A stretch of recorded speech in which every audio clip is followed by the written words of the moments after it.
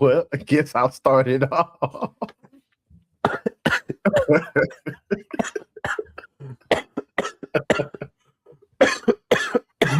What up, y'all? Hold on, let me make sure my dude living. Yeah, bro, I'm living. You a damn fool. Don't do that when I'm drinking water. It's your boy Two Tall Talks, and we're back with another podcast, number 10 for you guys. I'm Trey. That's my boy Jay. Paul, how you doing today? Man, I'm doing lovely, brother. I'm breathing. I'm surviving. I'm healthy. Yep. Life is life, but hey, what can you do? We here. Exactly. So today we have a couple topics for you guys. We're gonna start off, typically like we do always with the serious topic or just a discussion topic for us. And then we're gonna transition into sports because a lot in sports has been happening, especially in the NBA. We've been holding off on shooting this podcast for a minute, waiting for LeBron to make his damn mind up where he wanted to go. And he shocked the world with his decision. So we're going to talk about that one. Then we're going to talk about this new free throw rule that they're trying to implement in the NBA. And then we're going to give y'all our top 3 trades. And like last episode, we gave y'all our top 3. Well, last time I think it was top 5 T.I. albums. This week's artist is going to be Lil Wayne. So we're going to give you guys our top 3 albums from Lil Wayne. And then after that, we're just going to talk about the songs that we gave last time for the Put You On Game series. We'll discuss, give out 4 new songs, and hey, we'll just see wherever the wind blows. We might get off topic a couple times, but hey, y'all still here with us, so we appreciate y'all. Maul, you got anything? Man, just thank you all for rocking with us throughout the major inconsistencies. We're gonna get better. We're gonna strive to try to give you guys more content consistently. I know we've said this, we've sang this song on plenty of episodes, Damn but near every okay. we kind of gonna give an initiative of just giving you guys everything that goes on, no edits. So every cough, every sneeze, every drink of water, you guys are just gonna see it because the editing process to podcast is kind of strenuous sometimes. So we just gotta give you guys the raw footage. Fuck it. Yeah. Good or bad. Yeah, that's fuck it. All right. So going into our discussion topic, so I just read something that said couples that avoid conflict are 8 times more likely to fail. The relationships are more likely to fail. So asking you, do you think that avoiding conflict makes or breaks a relationship? Well, it somewhat depends on the relationship because if you have a relationship with a person as to where we just having fun, we really don't want to get serious, we really don't see a future with each other, then I would say avoiding conflict makes that relationship great.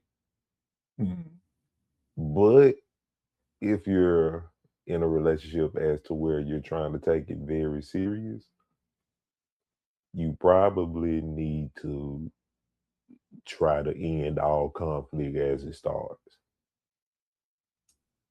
So everyone has different viewpoints on relationships. Everyone have different types of relationships that benefits them. So I can't be like, if you were living the bachelor or bachelorette life, I can't tell you try to try to end all conflict and work conflict out with them because you don't really have a tie to them or a tie that you want to have, you know. Yeah. So, am I froze on your screen? No, but I'm about to lower because I put it in high definition again, or the 1080p just to see how it was gonna do, and I just lowered it back. Hold on, now you frozen on my screen. Can you hear me? I can hear you. Yeah, you still frozen though.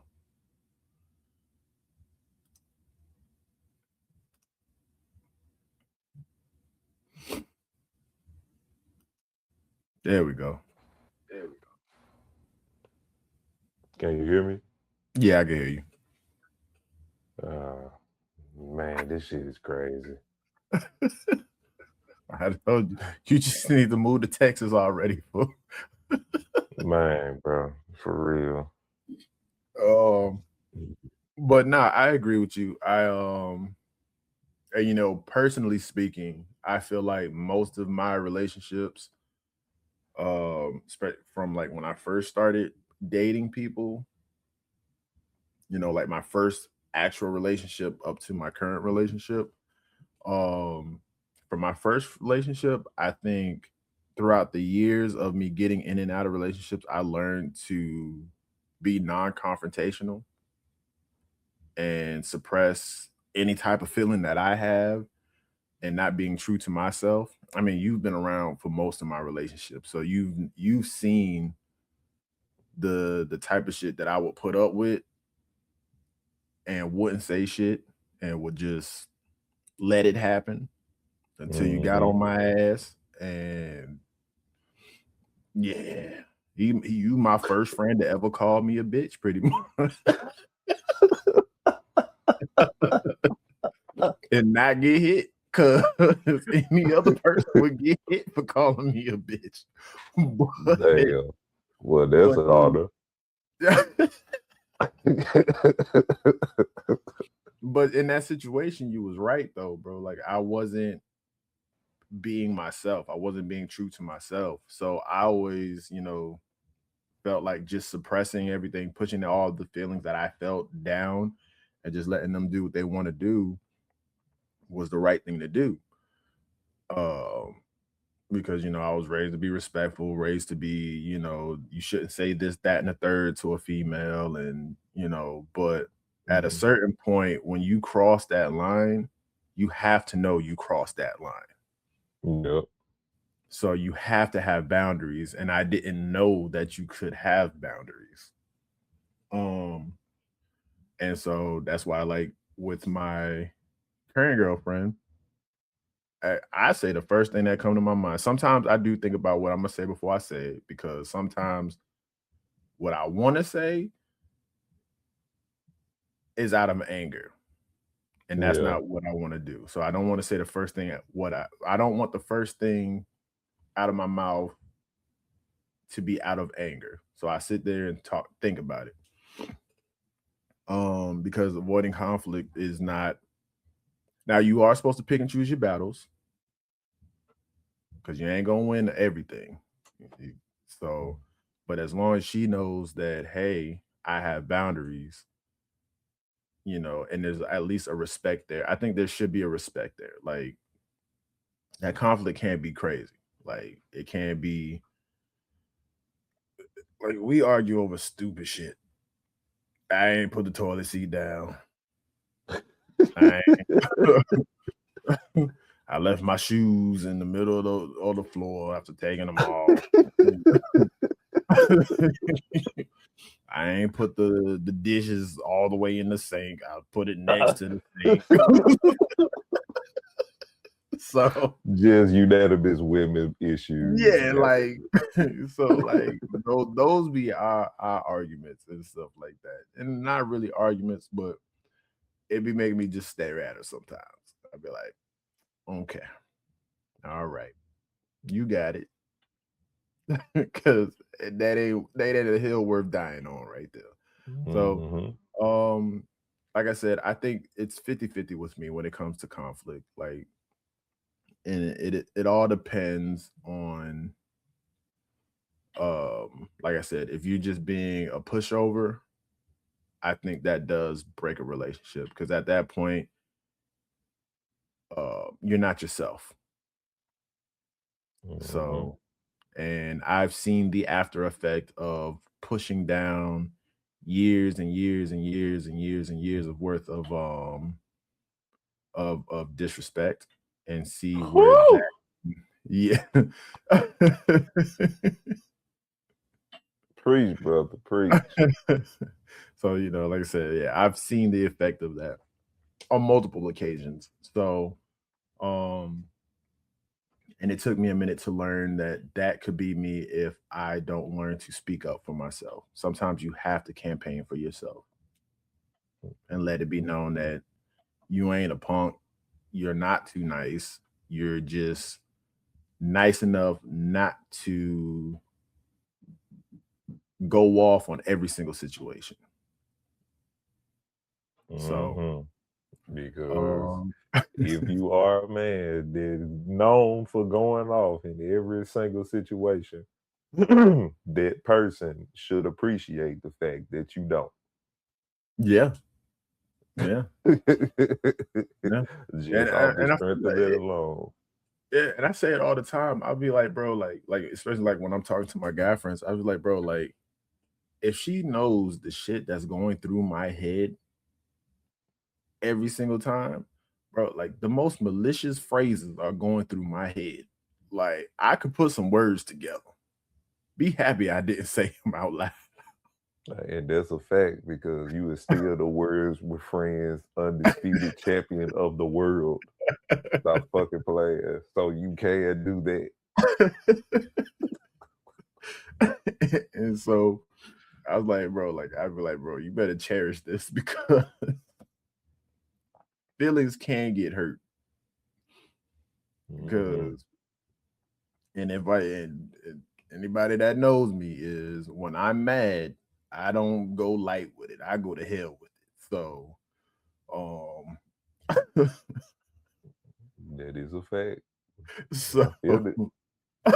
so but y'all let us know how y'all feel about avoiding conflict. Have y'all had any experience where you guys withheld how you actually felt from your partner and just kind of pushed it off? Do you guys think that it makes or break relationships?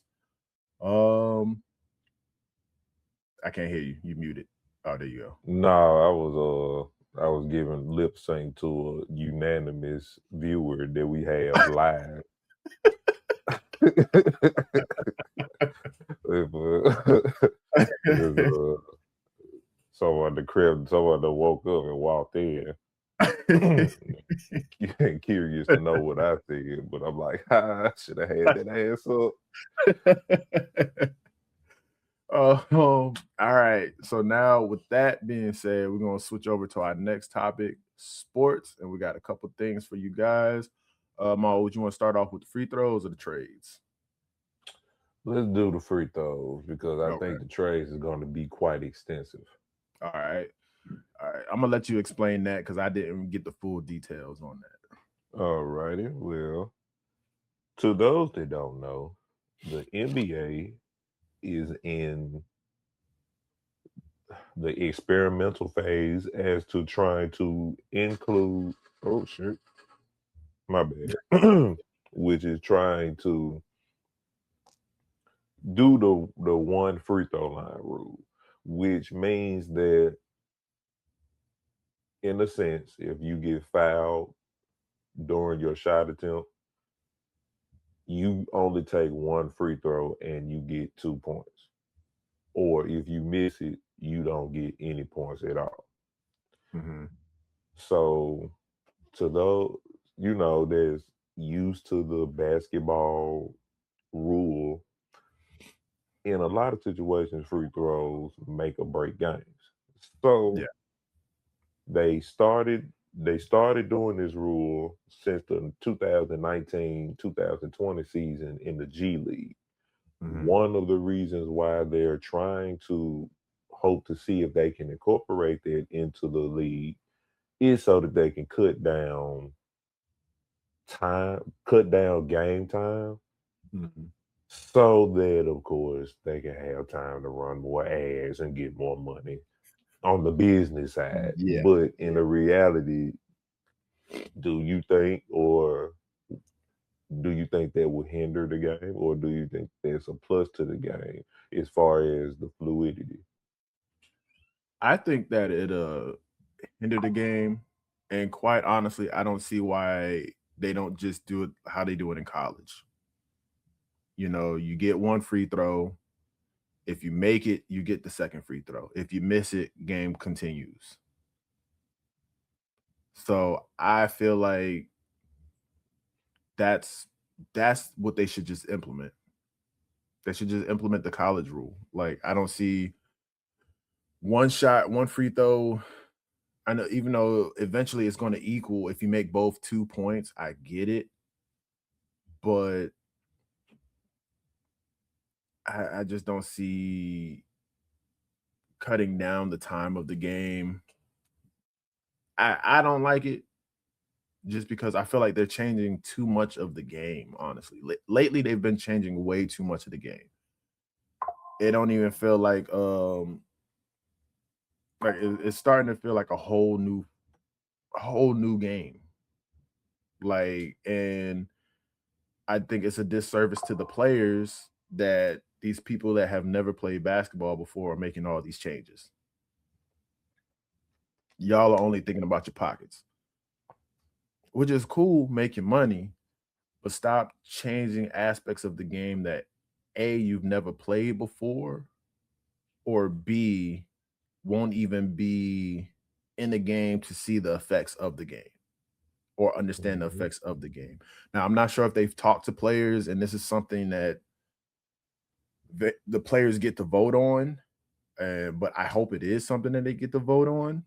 Um, but like I said, like I just really feel like if they wanted to change the free throw rule, they should have just changed it to what they're doing in college. And I feel like basketball is the only sport where it differs from college to the pros. Like college football and NFL have the same rules, plus or minus, certain things. But the core aspect of the game is the same. So like that, I never understood, even for years, I've never understood why free throws are different from college to the pros. I never understood it. But yeah, if you're going to change it to something that's change it to something that's, a norm or something that players are used to. Every NBA player is used to that college free throw rule because they all played in Mhm. college. So now you're gonna change it into something completely different, completely new, like you said, just to make some more money and speed up the game. Why are we like for years we've been trying to speed up this game, like to the point that defense ain't even really defense anymore. Yeah. So and to me, like I think we've talked about this before, that's my favorite part of the game. But and then when you watch the game now, it's like defensive players really can't do much but block a shot.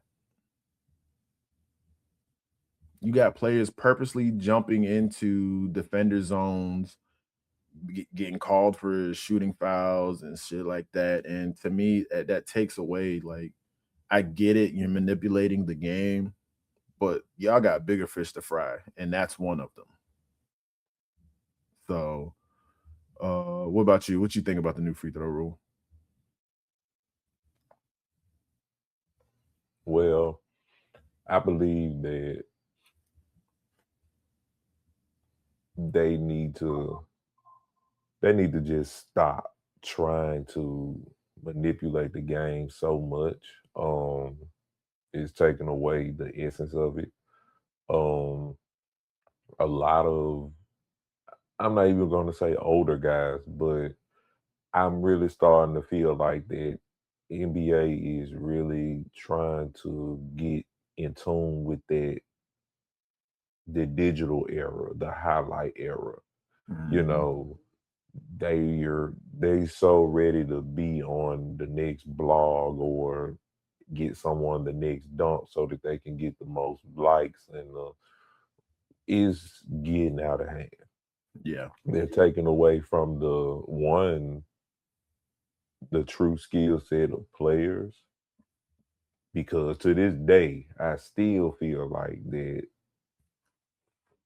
the little fouling thing, they did that just to stop James Harden from being the next greatest shooting guard, Oh yeah. greatest scoring shooting guard in the NBA. Yeah. And when you do things like that, you take away from the skill set that players truly possess. Like free throw Mhm. shooting percentage is a skill. Like Yeah. you have to endure all of that. You have to make so many. You have to take so many. If depending on the type of player that you are, if you're aggressive offensively, you're going to get fouled the most. So for you Mhm. to have a free throw percentage in a 90, 80 percentile is Mhm. very, very difficult to do based on the things that your body consists of. Well, your body endure running up and down the court at 7, 8 o'clock, 9 o'clock at night. Like there's a factor as well, because a lot of people bodies are winding down at that time. Yep. You got to give your best. Not to Mhm. mention, you probably just got off a flight, a couple of hours. Like it's Mhm. to go through all of that and still sit down and shoot the free throw consistently is insane. Yeah. So you take away from that by just giving people more points for less free throws.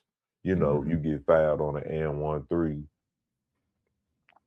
you shoot the free throw, yeah, that might be considered as one, but they're trying to do this in late game situations where if you get fouled, you shoot a free throw, you, you make it, you get two. Yep. But if you miss it, you get zero, which is Yeah. kind of trash, because if it's a 1 point game, you could have had two opportunities to tie it compared to the one. The So one. Yeah.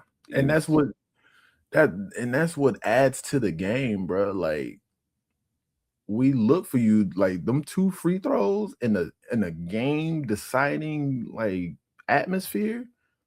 can make it or That break. that's what makes the game so great, because how many times have we seen you got two free throws, you're up or you're down by 1 point, you miss the first one, make the second one go into overtime, or you make both and you won the game by 1 point because there ain't no time left on the clock for the other team to do something. Like those are like, and like you said, like that's a skill, and that's what makes the game exciting. Like I'm a foul Shaq, Shaq late game, and hey, he gonna have to make these two free throws for us to win or lose this game. So yeah, I don't know. I'm not sure if they're trying to get away or take away the hacker players for free throws, because who was it? Was it Andre Drummond or something like that? I forgot who they were, or was that DeAndre Jordan? I forgot who they were hacking, a couple years ago, but um, that's a strategy, man. Like you're taking so much away from the players, so much away from the coaches, that now they have to rethink about how they approach the game. And this is a game that we all grew up on. So I don't know. This commissioner, I haven't been a fan of. I miss Stern, but because he was on the players' asses and the coaches' asses. Mhm. And this dude, like, I don't know. Like I said, I miss Stern, but yeah, I don't like it. Don't like it at all. So, in the comment section, let us know how y'all feel about this new free throw rule. Like it, love it, or do y'all have another solution that could be implemented for the free throws? Which I really don't think is an issue. Now the foul baiting is an issue, but I don't think the free throw itself is the issue within the game. So, next topic. So the trades, signings have been crazy so far. Let's see what we got. Giannis in Miami, Ja to Portland.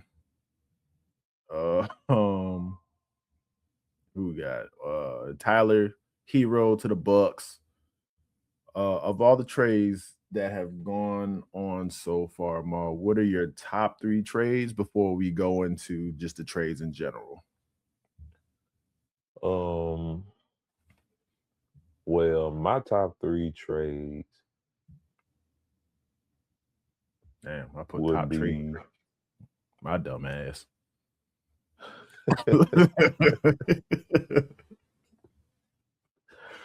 um I like the Jaylen Brown to Philadelphia trade. Mhm. That was one that I was glad to see happen because I personally was a guy that was very disturbed about how Jaylen Brown was getting treated. Mhm. Um, hold on.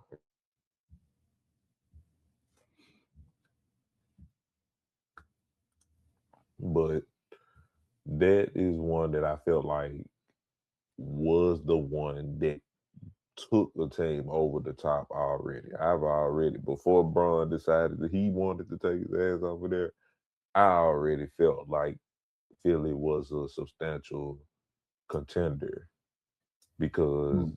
Jaylen Brown, besides the fact that he can give you a good 20, 25, he can still lock your ass up. He's a good perimeter defender. And Maxey, and Edgecombe together it's a scary trio to Yeah. play against. Like that's a scary trio. So that was probably my top trade. Um Another trade that I really liked was Kawhi going back to Philly. I mean Toronto. Toronto, yeah. Yeah. I've always said that if Kawhi would have stayed in Toronto instead of going trying to waste his life over there in LA, he probably would have had another maybe 2 championships by now. Really one for sure, but I would say probably two because the Raptors, they was they was always that thorn in the side to a lot of teams in the East. They went Mhm. to 7 games on numerous of series.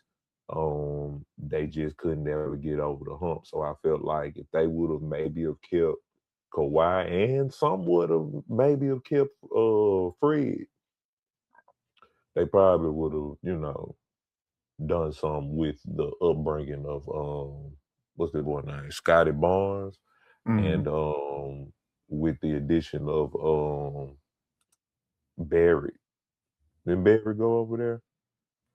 RJ? Yeah. RJ Barry, yeah. Yeah. I felt like with including them two with Kawhi and Fred Fleet, and ain't Pascal still over there too? Pascal's still there too, yeah. So I mean, yeah, they would have been elite with the Yeah. addition of Kawhi and Fred Van Vliet, but So I like that Kawhi is going back over there to, possibly end his career there. And Mhm. just gonna go with it. Um my last trade, I'm looking at the transaction list right now Mhm. because I don't agree with Ja going to Portland. Me I neither. don't agree with hell a lot of these damn trades, honestly. Yeah, But Memphis and hoes for sending Ja to Portland for nothing. yeah. Memphis got nothing in that transaction. So, uh, yeah. And my last trade that I think is probably gonna be a sleeper trade It's that damn Lou Dort going to Atlanta. Yeah. I like what Atlanta got going on post Trey era, even though they should have kept my boy. But I understand it from the financial standpoint. Trey Young want to get paid, and he definitely deserved going somewhere to do so. Mm-hmm. So this cool, but even the post Trey era in Atlanta, they've been looking very good. With the what's the defensive guy? I can't think of his name off the top of my head. Bright skin with the curls. What's his On name? what team? On Atlanta? Out in Atlanta. He was like, and he was leading the league in steals or some shit like that. Let me check out the Atlanta roster. Yeah, I'm looking at it now.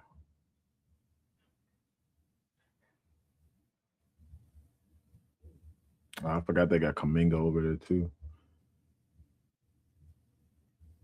You're not talking about Gabe Vincent, right?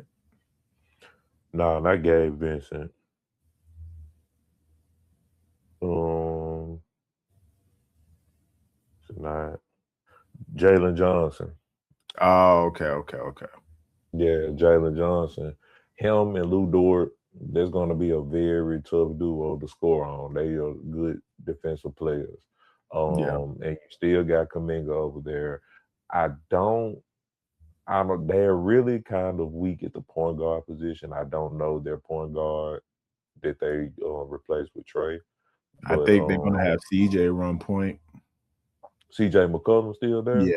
Mm-hmm. Okay. Well, yeah, CJ definitely gonna run the point. So they might not be weak at the point guard then. I just don't know how CJ McCollum is as far as facilitating.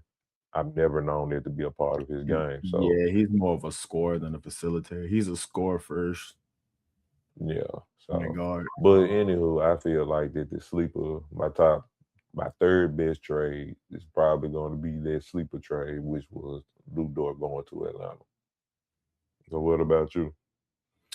So my top three was so the first one I agree. I like Jalen Brown to the Sixers.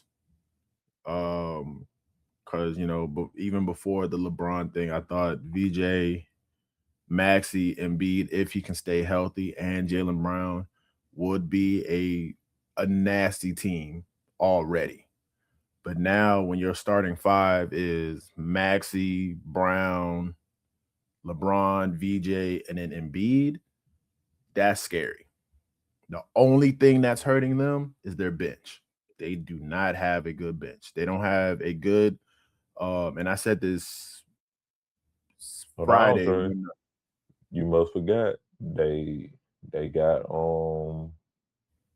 they got they signed what's the he played for Portland. He played for Portland. The little young guy just shooting like give you J.R. Smith vibes. hold on, I'm about to look now. Let's see. They signed him, they got him in the off season to ramp up their bench play. Anthony Simmons, Anthony Simon. Simmons. Yeah, Anthony Simmons. That's one player though. Shit. That's one player Sometimes coming. That's one player coming off your bench.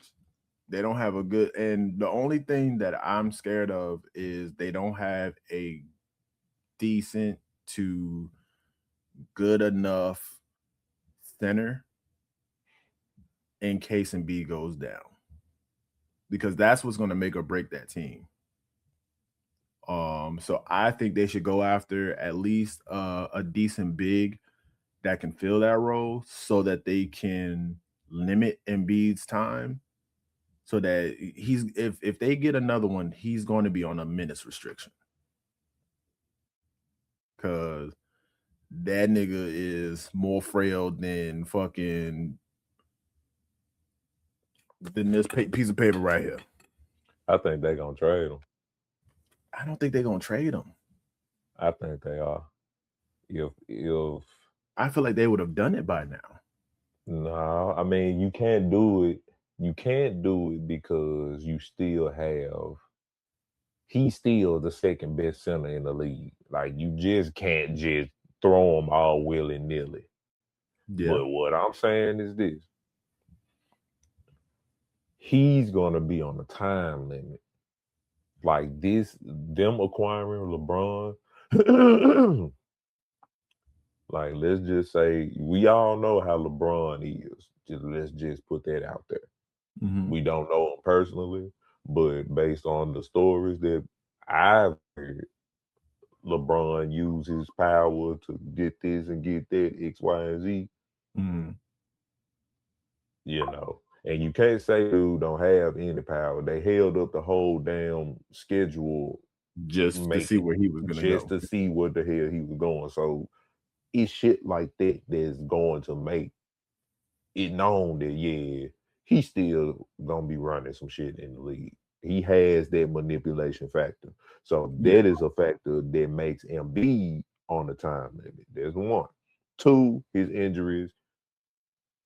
If they get somewhat of a momentum, because we still can't sit here and say like they have, to me, they have the biggest upside in the NBA because you still, well, you're saying their bench is a factor. I think their bench is going to be excellent because they got North Carolina, well, former North Carolina, they got Caleb Love, Kentavious Caldwell Pope. He just got bought out. This was yesterday. He just got bought out by the Grizzlies. He's going to sign with them. Mm-hmm. They still got Anthony Simmons. The guard play is elite. Like you got to think about the starting guard play, teaching the younger guards how to get active, and we still can't sit here and act like Edgecombe is not in his third year or second No, year. he's a One of them. starter. That's why I said that he's not coming off the bench though. No, He no, no, no. What I'm Edgecombe, saying is the young factor. Like if they get to a point where their young core gets to thrive, yeah, Embiid is out of there. He's probably the longest tenured guy there, but he's played the less amount of games, which was fucking wicked. yeah, It's going to get to a point where someone's going to get tired of him because hell, if they get I'ma just scratch out Embiid in its entirety. Let them get a center like Gafford or somebody. You know, we just got that long athletic guy that can mm-hmm. rebound, contest a couple shots here and there, and soon as you get that rebound, that whole team gone.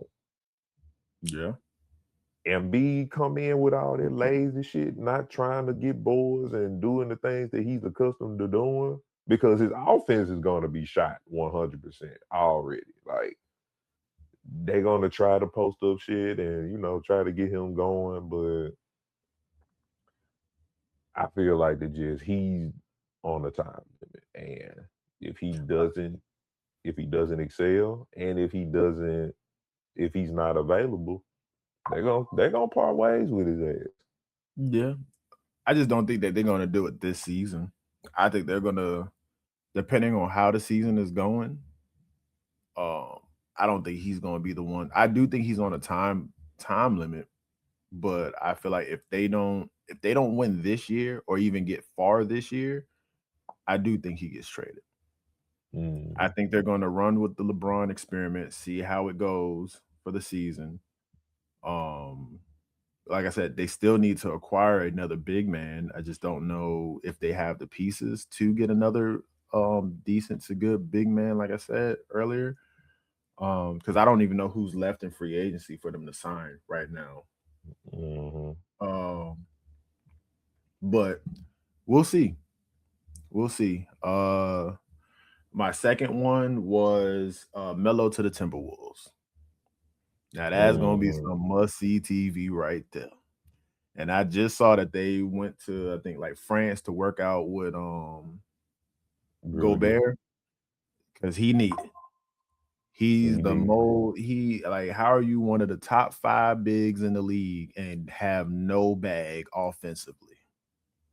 Like you legit are one of the taller, you're the tallest, best defenders in the league, but you have no offensive bag, no back down, no hook shot, no post moves at all. And it's been that way since you came into the league. You've been in the league over what, like over 10 years now, Mm-hmm. and have not developed some kind of offensive bag.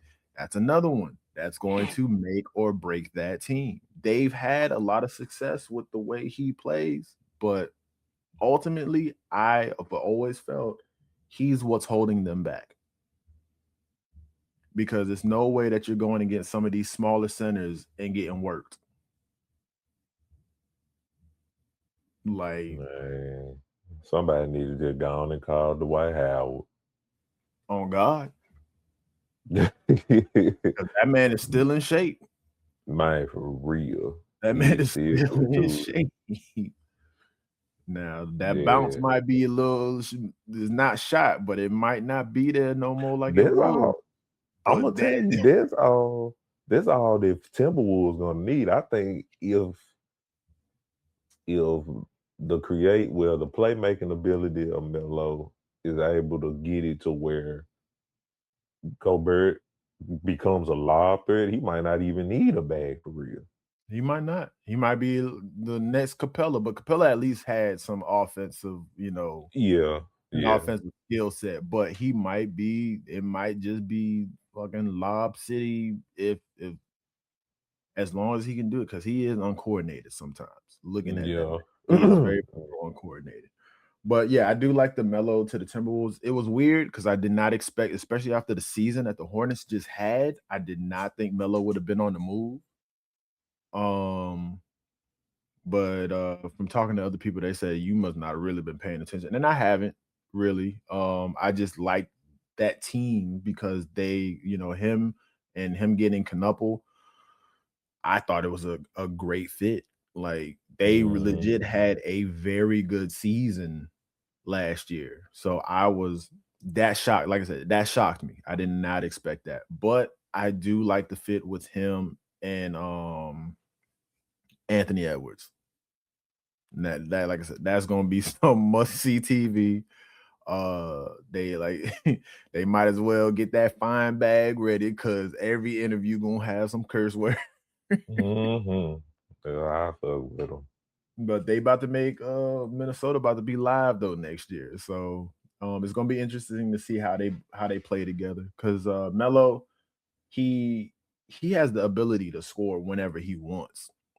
And the fact Mhm. that he's always been a pass first type player, and the fact that he's flourishing being a pass first, when you give him the green light with Anthony Edwards, and then he already has top tier point guard play, so you're gonna slide, like I said, you're gonna slide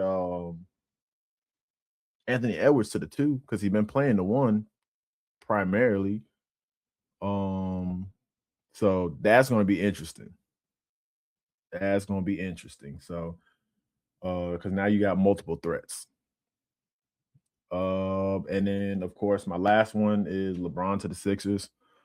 Uh, because like I said, I feel like LeBron going to the Sixers make that top five is just crazy. That starting five is crazy. Mhm. As just saying it out loud, even dismissing Embiid's injury history. If you see that walking into the court, into the stadium, it's like, oh shit. Like all five of them can get you 30, and they might all get you 30 in one game. Mhm. And that's scary. That's scary. Maxi can go off whenever. Brown is a one of the best two-way guards in the league. Shit, I ain't gonna lie to you, brother. I wouldn't be surprised if Bron be the point guard.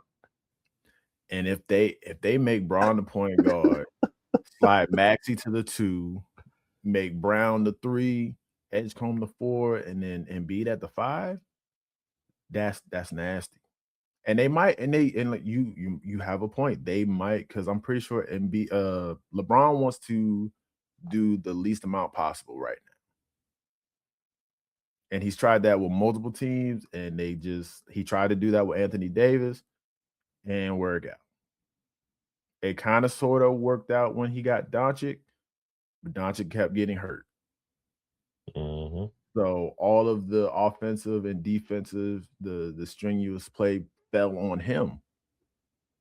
So he's just trying to coast right now. And with that team, if they play right, they can coast because they don't need him to score 30. You got 4 other people on that team that can get you 30. Mm-hmm. And that's scary. Yeah, I'm excited to see it. Yeah, so we'll see how they look this upcoming season, but it could get crazy. It could get crazy. So, and like I said before, the one I don't like is that Ja to Portland. That one just pissed me off. Mm-hmm. Because you didn't, like I said, Memphis didn't get nothing out of that trade. And y'all just sent him to Portland out of spite. So I was not say that it wasn't out of spite. It was a Nike thing. Ja is legit. This is allegedly. This is for what I read. Ja is legit the driving force when it comes down to signature shoe sales from Nike. Yeah. Like he's the only one, not even Jordan. Every release is selling out every time. So from what I'm saying that the Nike headquarters is stationed in Portland, Oregon. So they just really wanted to keep Ja in a safe space so that it could be a positive push for Nike in the future. And yeah, they just did that. And since Nike make the jerseys, give the equipment like that, of course the NBA is going to abide by anything that they demand. But they still could send him somewhere with at least a slight opportunity of a good team. Portland's not bad though. Portland's not a bad team. I just think that besides the Nike thing, I really think it was more so of getting Ja next to a good professional point guard. That was With another Drew? reason why. Drew and Dame. I think that's true too. I think Ja coming up around, he wasn't, how can I say, he wasn't mature enough to have his own team. And truth be told, if you're gonna have your own team and you're a young guy, Memphis is the last place you should have that done it. Yeah, but now they got 4 point guards though. They got Scoot, Ja, Drew, and Dame. Now Dame might not be playing as much because he's still coming off of that injury. But hey, like I said, they'll figure. I'm pretty sure they'll figure out. Either they're gonna. I think he's too short to be the 2, but he might be the 2. But well, there still might be a little more trades going on. You still got to remember they still going through a lot with losing Billups to the gambling shit. So they're still trying to figure it out anyway. So this not going to be the and if Billups was there, I wouldn't have minded that because Billups is one of the best point guards to play basketball. So if he was learning under Billups and Billups was still there, I wouldn't be too upset. But like you said, him being around Dame and Drew is probably what he needs. You still got 2 very good point guards that will take you under their wing. So, and you never know, his defense might turn up some. He won't be as much of a cone. And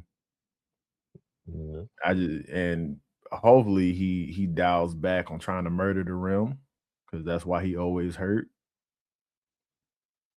And you got to think they probably just getting ready for the post Dame era. Like Dame probably letting them know, like, hey y'all, Legit. I'll give y'all a good maybe 1 or 2 more years, but I'm about to call it for real because shit, he damn near been in the league 13, 14 years. I don't know exactly how many, but he been in the league for quite some time. Yeah, they ain't been in the league for a minute. Let's Let me see. see. Yeah, because he 36. He got picked in 2012. So So what's that? 14 years. 13? Yeah. So yeah, they probably just revving up for that. We're at a point where we can't just think that, oh well, yeah, Damian Lillard's gonna be their point guard forever, even though in our lives he has been their point guard forever. So, Yeah. And Drew about to be out of there too. He got picked in 09. So yep.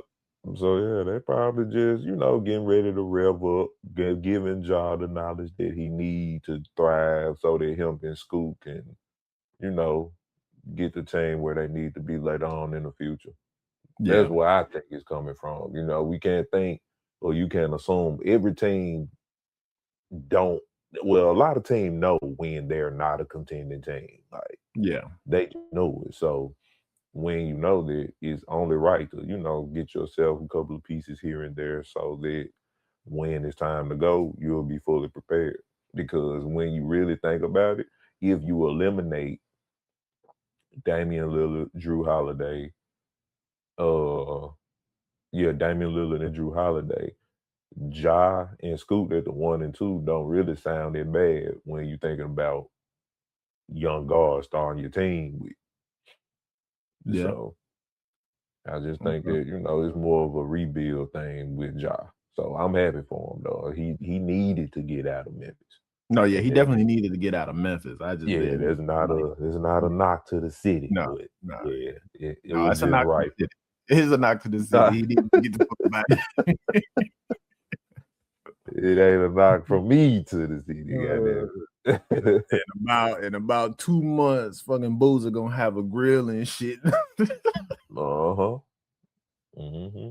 Listening to some Project Pat or something like that. Yeah. Stop So, playing. talking about trades still. How do you feel about us signing Bogdanovich and Marcus Smart? And we're I talking about like Houston it. Rockets for the new fans. We're both Houston Rocket fans, if y'all didn't know. I like the additions. They Mhm. needed some perimeter defense. Well, the acquisitions wasn't my biggest gripe with Houston. My biggest gripe was extending what was that boy name? Jay Sean Tate. Um no, it wasn't Tate. It wasn't Um, Tate. It was the one that can't shoot a three to save his life. oh, Tari. Him. I didn't like that they extended his contract. Um I felt like that money should have been saved and went towards another player, or they give it to Jabari. But Yeah. I like the additions. They definitely needed some more 3-point shooting because Who we signed last KD year can't. was Matty. Yeah, KD can't shoot all the threes, Yeah. and it was bad watching that. Who eliminated us last season? Was it Lakers? Yeah.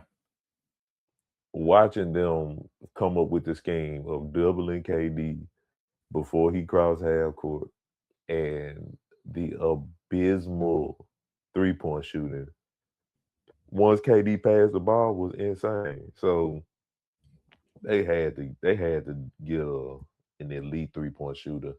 And yeah, Marcus Smart, he gonna do his thing. He can't shoot worth a damn, but And I he'll take the task on guarding the best player on the other team. So yeah. you always need someone like that on the team anyway. Yeah. And yeah, so that's what I think about it. What you feel about it? I liked it. Bogdanovich has been one of the better 3-point shooters in the league. So I liked it. Like you said, we needed that. Because we were very inconsistent when it came to 3-point shooting. Some days we'd be going off, other days we'd be off. So um and I like Reed Shepard, but we gave him too much of a green light last year. He started off good, and then it was like, I dog, you I love the confidence, but this ain't 2K, bro. Like you was shooting everything. That ball would touch your hand for 0.2 seconds, and that bitch was in the air. Um, and I like him. And I do think that they're going to mold him to be our starting point guard. Um, Even though me personally, I think he's a two guard more than a point guard. But turnovers was our problem too last year. We could not take care of the ball. Like the turnovers we would get sometimes would piss me the fuck off. I mean, like, all right, bro, like, what are we doing? What are we doing with the ball? Like, no, like, and like you said, hopefully Fred comes back this season. Because to me, that is what hurt us was the point guard play and the fact that we didn't get a starting point guard before trade deadline last year. I gave up because I was like, what the fuck are y'all doing? Um, but the pick and roll action was missing last year. And I feel like that's where KD flourishes more when when you have a point guard and KD that can run the pick and roll because they're both threats to score. Because Fred can shoot that thing. I know you don't like Fred, but I fuck with Fred VanVleet. um, and I feel like as much as you don't like him, that's what hurt us was not having Fred last year, and it was evident that it was evident. So we didn't have too many options coming off the bench. Uh, yeah, I like Amen Thompson. I think he's great for our team. I think he does a lot for our team, but he's not a point guard.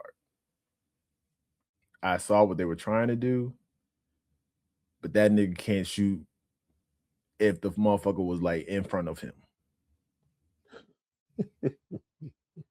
So hopefully he's working that on that in the off on the hopefully he's working on that during the off season. And because like I said, I really do like Amon Thompson. I just don't think that he should be running the point. Um and I've seen some workout videos with Reed. Reed looking real good right now. So shooting has never been a problem for him. It's just the shots that he decides to take have been the problem. Mhm. Um, and that's about it. But yeah, I do like the Mark Smart pickup. That adds another element. We've always been a defensive team. So since we've gotten Idoka, we've been transitioning into this defensive team and fast gameplay. So I do like that. Bogdanovich, I'm not too much informed on his defense on how he is, but pretty sure he's good or decent enough defensively. Um, but yeah, other than that, I think that's about it. Bam punched Hero out of Miami. You know, I'm not too sure how that team gonna do. You got Giannis and Bam pretty much on the same team, but not much after that. And yeah, it's gonna be interesting. I hate that Uh, for Giannis though. yeah, I because like I feel said, like it he could have yeah. went somewhere else. Would at least you went to another team where they already have like their strongest play is their big man. They don't have any guard play really. Mhm. So it's gonna be interesting to see how they work out. Um I just don't yeah, I just don't see it. Yeah. I, Excuse me. bless you. I've never Thank you. understood the whole Miami thing. Um, yeah, I feel like Giannis, he needed a point guard to excel. Yeah. If he was gonna go somewhere, he should have went somewhere where the guard play was elite. I wouldn't have been mad if he would have went to Washington, honestly. Me Like neither. they could have got him in Washington. I'll trade him for AD. I'll trade AD for him in a heartbeat. Mm-hmm. Um, it just seemed like it was a good fit. Hell, Giannis would have been straight in Atlanta as well. Yeah. Atlanta would have been a good place for him. I don't know. I don't know Yeah. what the lifestyle he was trying to leave. He probably trying to be close to the water as possible so he can have a shorter flight to Greece or something. You never know. So, So, but yeah, that was yeah. But like you said earlier, like it's still time for them to build that team. But right now, that doesn't look like it's going to be uh, right time. Right now, they don't that don't look like it was the best move for him currently. So, um, I guess that's it about trades because those were the biggest ones. So let us know in the comment section your top three trades so far. Not top trades like my dumb ass put in the banner below. Your top three trades.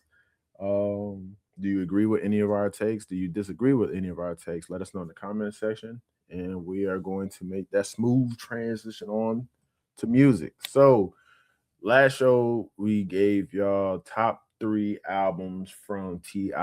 This time we're going to give y'all our top three albums from the one and only Lil Wayne. So, Maul, mixtapes included. mixtapes include because it's like you have to include this little motherfucking Wayne right now, bro. And I don't care what none of you young motherfuckers say. Uh that is our goal. Yeah. After like what 2016 and on, we don't know what happened. But Wayne was Wayne from 2005 to like 2000 about 12. Because I don't know what year the Carter came out.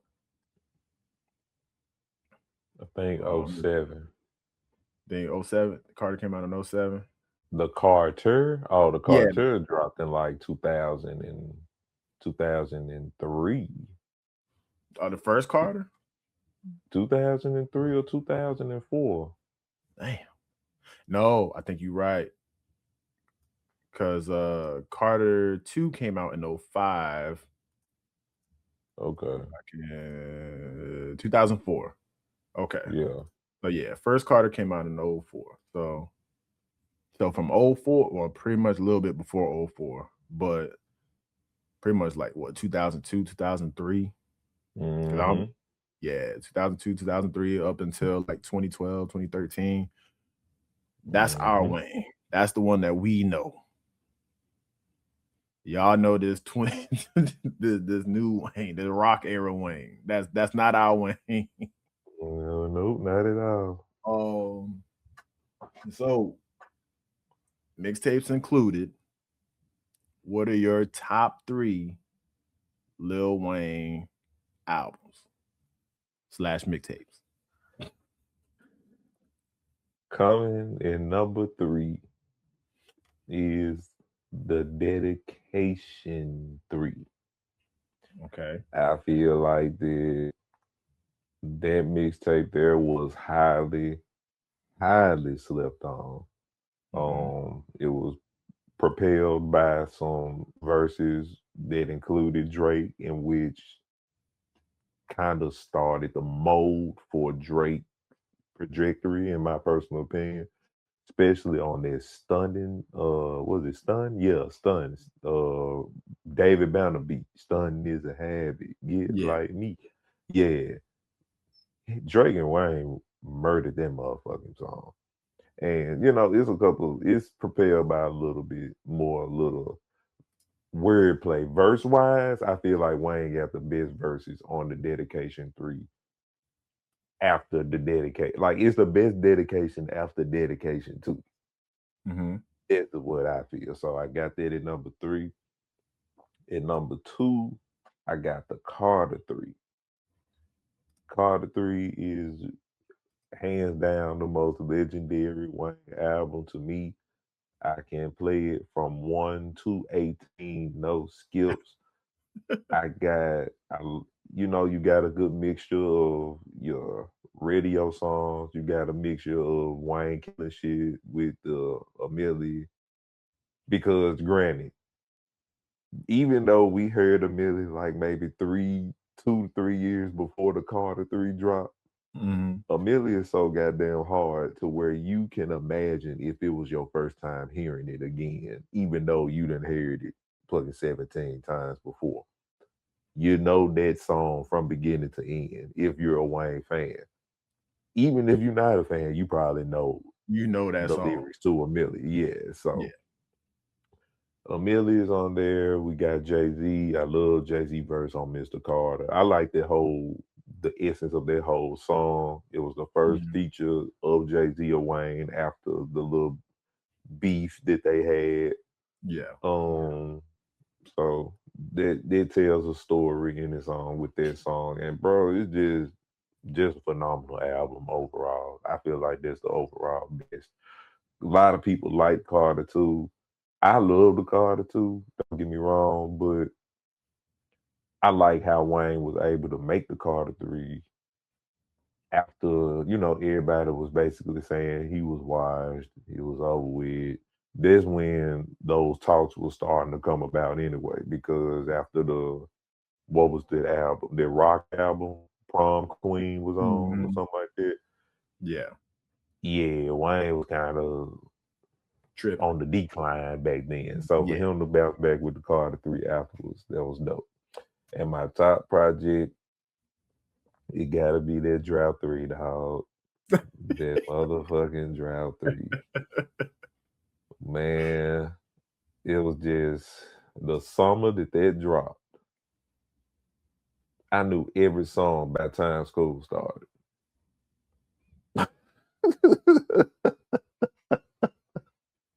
Every song I knew from beginning to end. I was singing the Sierra joint. Like, man, come on now. I was, bro. That Drought 3 was legendary. You took people's songs, made it your own. A couple of songs you never even cared to listen to before you heard Wayne on it. On Cause it. yeah, there's a couple of songs. There's a couple of songs that didn't get that traction until Wayne bumped on it. So Yeah. pause. So I just feel like, that's just my top 3. Yeah. The timing that they dropped, where my life was at when they dropped. Yeah. And I definitely, my honorable mention, I gotta give one because it was too many. My honorable mention, and to those that don't really tap into Wayne's mixtapes, I highly recommend you do so. It was The Drought Is Over Part 2. Mm-hmm. Very bumping mixtape. He even got a song with Bow Wow on it that's bumping. So you know this shit bumping if Bow Wow on that motherfucker. So that's Mm-hmm. mine. What about you, brother? All right. So coming at number 3 is the Carter 1, the first Carter. Only because that was my introduction to Wayne. And I like this nigga is hard. That it's got what? It's got Gold DJ, uh, Cash Money Millionaires, Bring It Back, Snitch, Shine, Ain't That a Bitch? Like, I Miss My Dogs. Like, that was, and what, Birdman JR is on there too. So that was like Ooh, my, yeah. Yeah. ooh. That was my introduction to Lil Wayne. And of course, I heard him on the other, the cash money, other old stuff, like juvenile stuff and BG stuff. So I heard all of those, but when this album came out, like this was I didn't listen to The Block is Hot or Lights Out or 500 Degrees before I heard this album. So this was my introduction to Wayne, and I was like, "Oh, this nigga hard." Like this boy spitting. So yeah, at number 3 is the Carter One. All right. At number 2, you already gassed it up. Like I can't even. There's nothing more than I could say about the Drought motherfucking 3, other than that was a masterclass on taking somebody's beat and making you forget the original motherfucker who made the song. That itself alone is a motherfucking skill. Like the fact that you got Live from the 504, Seat Down Low, Those What I Got, fucking Ride for My Nigga, Sky's the Limit, like And not to Upgrade. mention, that's what I was about to say. Not to mention, the boy freestyled on a Beyonce beat. On a Beyonce beat. And I'm like, all right, cool. This nigga cold. And like you said, Walk It Out, boom. Back on my Grizzy. Oh, like, bro, King Kong. Like, come on, son. Like, it was only one miss on that album, and it was on that mixtape, and it was Crazy. I hate Crazy, but yeah, I can't stand that motherfucker song. Yeah, it's only one miss on there. It's only one miss on there, and that's that one, and it's the last song, so I'm not mad. I'm glad he made it the last song. But yeah, it's not much you can say about the Drought 3. Like you said, like I think I listened to that album half of the school year that year.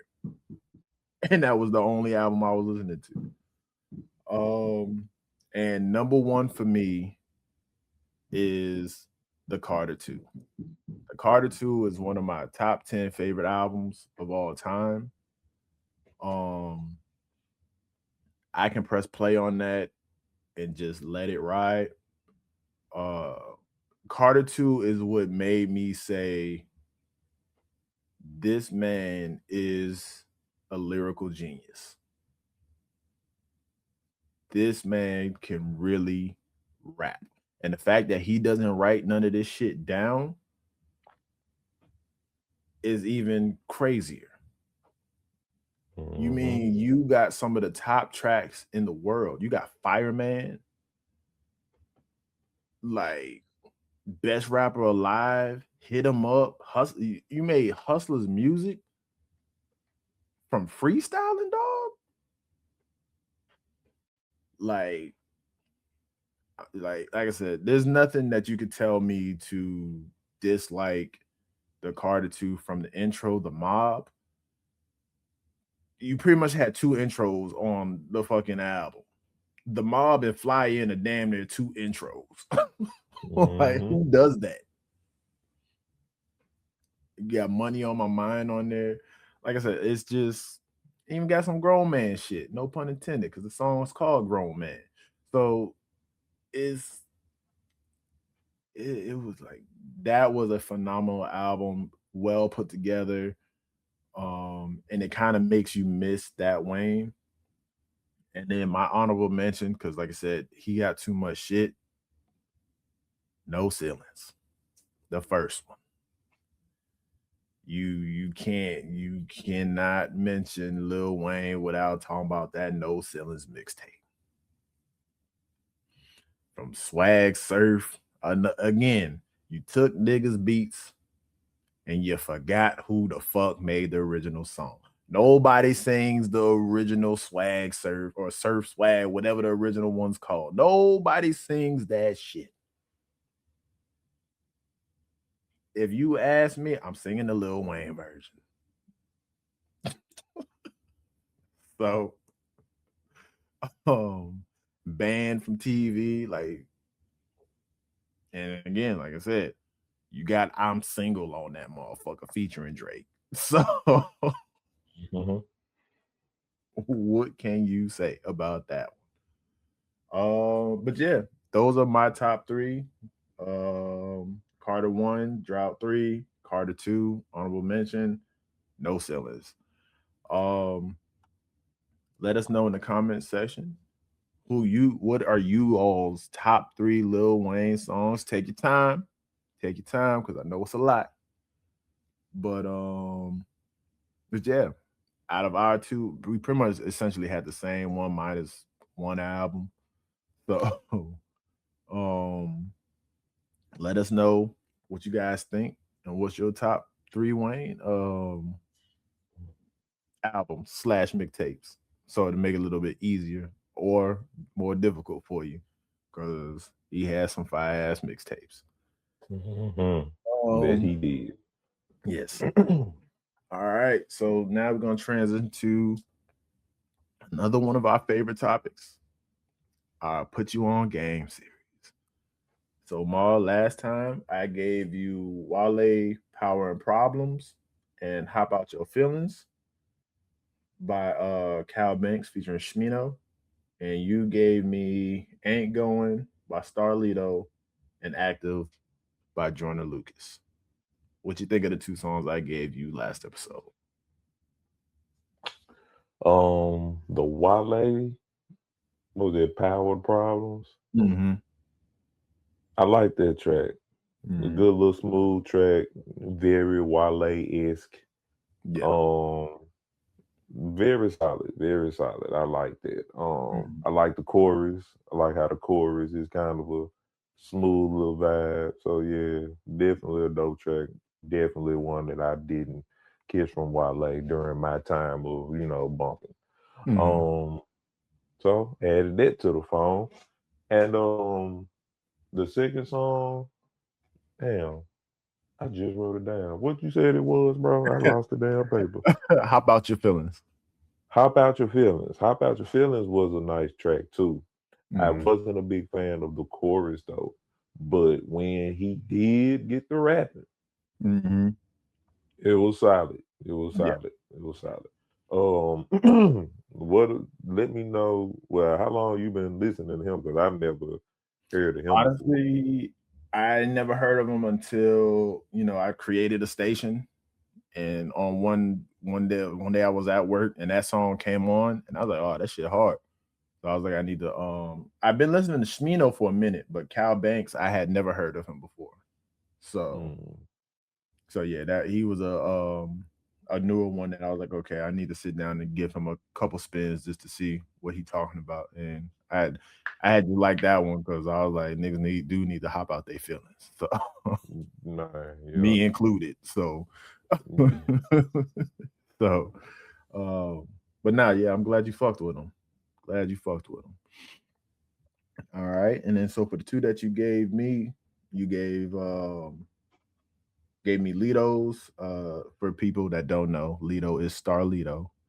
He is one of my favorite artists as well. But you gave me a song that I had never heard of because I didn't even know he put out these two motherfucking albums. But you gave me Ain't Going, and I will say that was very Lito esque. Mm-hmm. And he was flowing on that motherfucker, bro. Like that's one of those. It Lito does a very good job at making those moody slash like introspective kind of sit back and just vibe type tracks, bro. Like, Mm-hmm. and that was 100% what that song was. And I fucked with it. So appreciate you for putting me on that one because now I have to go and listen to both those albums. Uh, and vibe. So I'm about to put that on as I'm cleaning the house. Probably she might not like it, but I don't give a fuck. Ain't no fuck, bruh.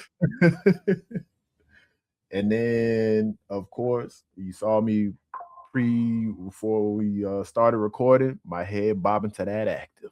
Pause. Um, Joyner Lucas and Big Sean.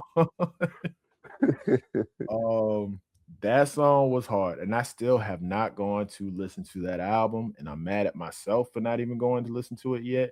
Because Joyner has been one of my favorite artists since way back, even before he got Mhm. popping. I've been listening to Joyner. But that transition between him and Big Sean through them motherfucker, clean as Mhm. hell, bro. Like, and they both Mhm. spitting on that. So it's good to see Joyner still keeping his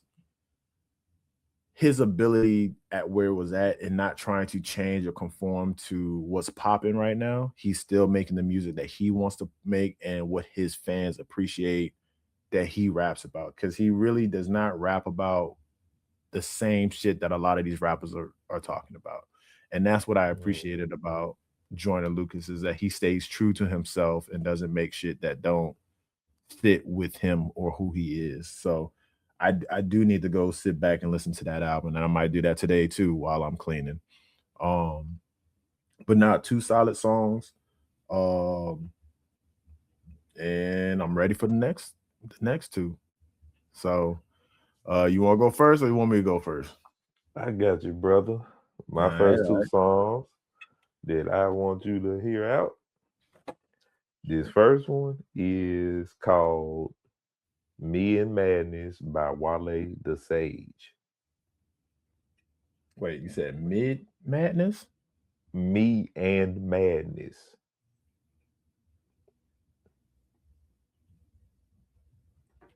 by Wale the Now, Sage? yeah, Wale the Sage. It's on the album. Now, this is a long title. Hug Me as If We Were to Die Tomorrow. God damn. That's Now I've gonna let heard you of know Wale that you the got the Sage. right I don't. song. I haven't heard this one though. Yeah, now this song here, you're not going to understand shit that he's saying. I'm just letting you know first and foremost. But this is one of those songs where it's beat driven. Okay. And so Like you got to feel this song, not you got a really. vibe. This is Yeah. gonna be. This should be the first song you play while you clean up. That's what I'm gonna say. Okay. Okay. Like the the beat on this song is immaculate to me, and I feel Mhm. like you'll have a good fondness of it as well. Okay. And this second song, excuse me, I know you're gonna have a fondness of it. So let me tell you about this. This song is called "Racks Too Skinny" by the Migos. Now, this is why this is going to be such a unique song because it was to me. I've never heard this song before ever. It apparently dropped back in 2020, 2020. Mhm. And hold on a second.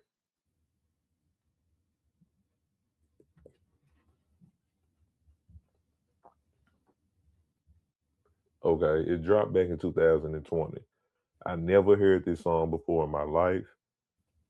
It never was on the album. I'm a Migos fan. Like I've listened to almost every album from front to back. So when I heard this song, I was like, bro, I've never heard this song before.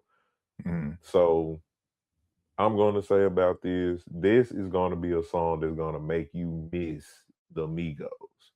Okay. Because Trey got, I mean, not Trey, your boy got the first verse, and I Okay. want you to Okay. pay attention. I want you to pay attention to how that verse started. The boy rhymed With the with the beat take. ad lib. He rhymed with the ad lib. So RIP Takeoff. He ran that motherfucker. Okay. And really just it's gonna make you appreciate the Migos and where they were. The trajectory that they could have had. Um, you're not gonna like the second half of Quavo's verse, Mhm. but it is what it is. It's Quavo, but he did run that motherfucker up until the end of his verse. I can't lie neither. But Okay. yeah, those are my two. All What right. you All got? right. All right. So for the first song, hopefully you haven't heard it yet, but it's "Whole House" by PFG featuring J. Cole. Off PFG. PFG. Yep. on the album Never Say Die. Now, if you haven't heard that album, Cole got 3 features on that album. And he produced it. So, but I want you to listen to Whole House. And PFG is another North Carolina. I think he's from Fayetteville too. So Is he on Dreamville though? I think he is Or on not? Dreamville. Yeah, I think he is on Dreamville. He's one of the newer signings. Okay. And then the second, you really gonna like Whole House. I'm sorry. I just had like that shit gets me hype as a motherfucker. Okay. It turn you up. It gotta turn me up. It gotta turn you up. Because Cole talking his shit too on that motherfucker. But yeah. Second song is a little bit more mellow. Do you listen to Isaiah Rashad? Hell yeah. Okay. Did you listen to his new album? Huh? You listened to his new album? I didn't know. Wait, hold on. It's called Awful. The only song I heard on it was Same Shit. Damn, that's the joint. That was the song I was gonna give you too. Hell yeah, that motherfucker bumping. So instead of same shit off of that album, I'm gonna give you it's called MOM, Mom. Okay. Yeah, so I'll give you that one then. Yeah, I was gonna give you same shit because I was like, I'm pretty sure he gonna like this one. Man, that motherfucker, yes, that's the jump. But like I've added it with the intent of going back to the album. Yeah. That album is a must listen album too. So yeah, listen to MOM. Because that shit bumping too. Okay, bet. So all right. So that is our put you on game. So make sure the link to the playlist will be in the description below. If you guys have any suggestions on what you guys would like us to listen to, make sure to put that in the comment section as well. And also, if y'all have any videos that y'all want us to react to, put that in the comments as well, because we're going to try to give you guys more content in regards to album reactions. Be on the lookout for one. We have one coming out real soon for you guys. And video reactions. Now, the video reactions are a little bit iffy kind of to do because we got to do a lot of editing for that to even be able to post it online on YouTube. So be on the lookout for a lot more content coming from us coming to you guys the next pretty soon. So but that's the wrap up to our episode 10. Finally made it to 10 after how long we've been doing this shit? Shit. Last video was damn near 2 years ago. I mean, our first video was damn near 2 years ago. Yeah, so we finally made it to 10. And like Ma said in the beginning of the video, we are going to try our damnedest to be a lot more consistent with you guys. So thank you guys for rocking with us. Make sure to like, comment, and subscribe. And I guess everybody's saying in their videos, hit that hype button.